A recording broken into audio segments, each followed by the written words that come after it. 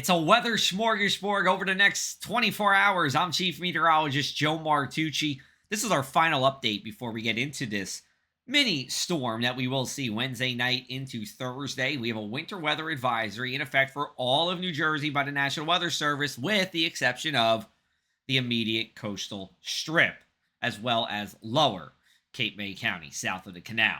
Here's a look at some ice safety tips. Remember, look down while you're walking.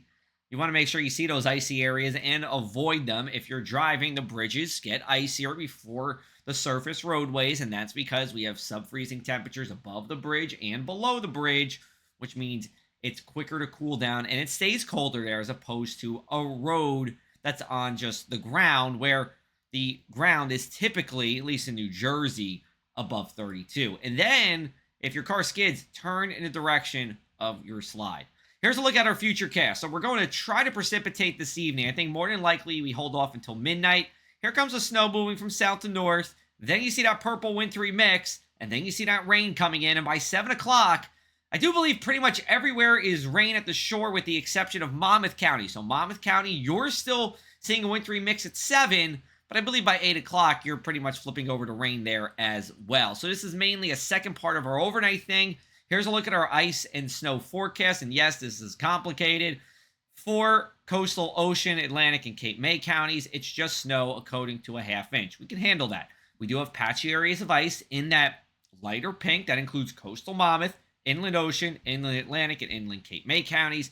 And then inland Monmouth, along with pretty much the New Jersey Turnpike corridor, sees a coating to 1.5 inches of snow, and then a coating of ice. And remember, it only takes a coating of ice for this to be dangerous. It's not much that we need for that. And the reason why we're seeing all these precipitation types has to do with the layer of warm air and seeing it expand as we go overnight and into our Thursday. So pretty much any precipitation, even in the summer, starts as snow here in New Jersey. Now, if it's all below 32, it's snow.